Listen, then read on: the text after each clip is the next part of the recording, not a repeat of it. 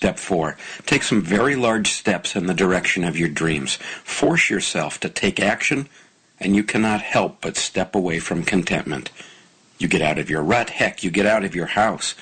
You get out of what is and onto what will be. And finally, Step 5. Be content with this formula. Successful people have habits that bring them to their success. Treat this formula for triumph with the same care and consideration as though you've discovered the secret of turning lead into gold. I look forward to spending more magic moments with you next week. Until then, feel free to contact me through my website, thinkingmagically.com, Facebook, Google+, or LinkedIn, and I will respond personally to your posts. So I got to ask you a question. Are you ready for your Wednesday nights never to be the same again? Are you ready for Crossing the Void? Crossing the Void Paranormal Radio is the place where every Wednesday from 8 to 11 p.m. Eastern, we will cross that line from known reality to the unknown and misunderstood. In our journey, we will cover such topics as the paranormal, cryptozoology, conspiracy theories, and much more.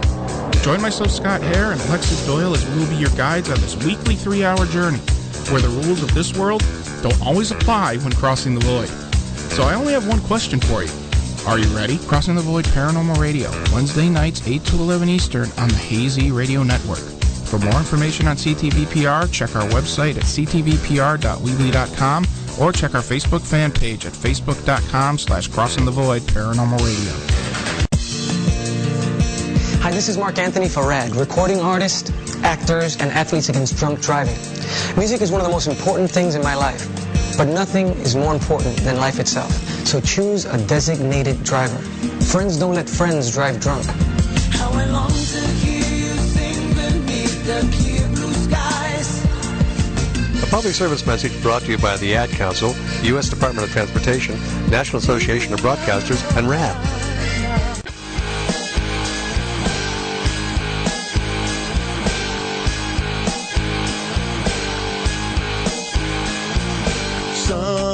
Sometimes it's not easy making sense of you and I. Compatible souls with different minds.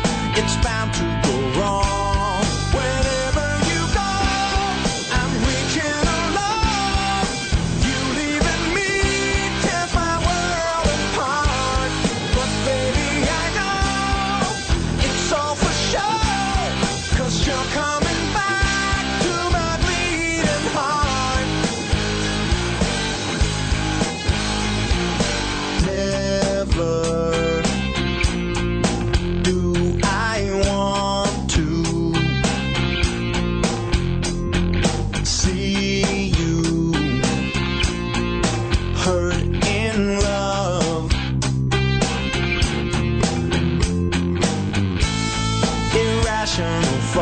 Sometimes prevail, breaking us apart. Wherever you go, I'm reaching alone. You leaving me tears my world apart. But baby, I know it's all for sure, 'cause you're coming back to my bleeding heart.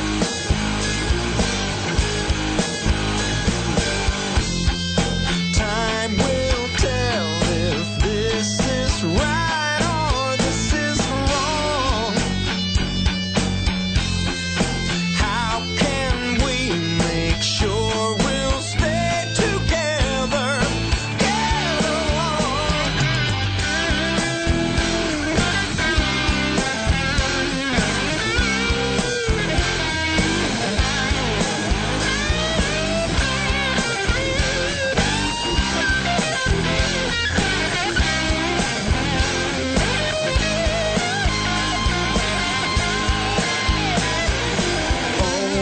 Open your heart to me. Let's end this confusion.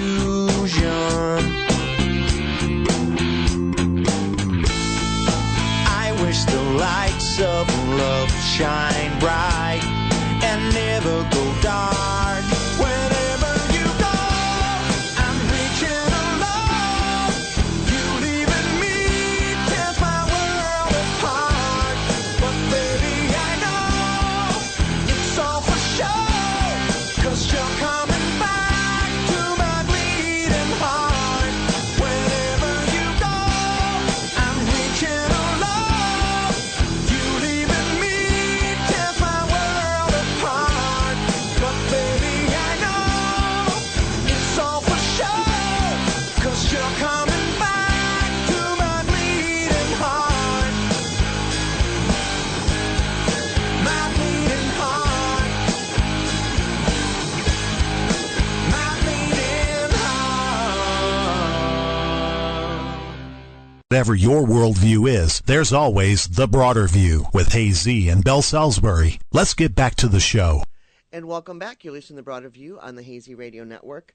And again, with us is author extraordinaire Karen Frazier. And so we're going to talk about a couple of your books now. And I wanted to kind of have you do a little view over The Ghost of Wellington, because I love that story.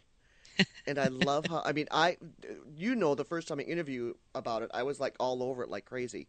So I know. I it- need to send you a copy of the new book because it's that story on steroids. Oh, I love but I love history, and The Ghost Yeah. of Wellington really is a historical novel turned into a paranormal experience.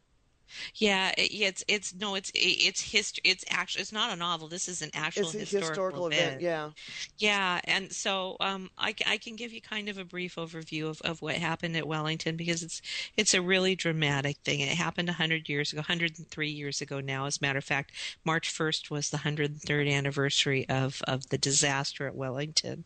And what Wellington was a railroad town in Washington State around the turn of the century that served the Great Northern Railroad. The Great Northern Railroad had the northernmost railway line through the United States and through the North Cascades of Washington State. And Wellington sat at 4,100 feet, a little lower than that, across what's now Stevens Pass. Mm-hmm. And this was how people traveled then, was on the railroad. That was how they got from one side of the country to the other. You know, they didn't have those motor cars yet. Right. So there were a couple of trains that were coming from St. Louis to Seattle, but they started in Spokane. The story starts really in Spokane, and a group of passengers boarded a train in Spokane, and they headed west towards Seattle along the Great Northern Railway's northern spur, which passed through Wellington up in the mountains. Now, this was in late February of 1910, and a train following behind was a fast mail train. And this was, again, the fast mail train. You know how you can get your mail in seems like 5 minutes now. Right. Well, the Great Northern Railway had the contract with the post office for fast delivery, which was probably a couple of days or a week or something. I was going to say a week, yeah. So this fast mail train was coming from St. Louis behind this passenger train. Well, there was a big storm in the North Cascades as the trains were leaving a little town called Leavenworth.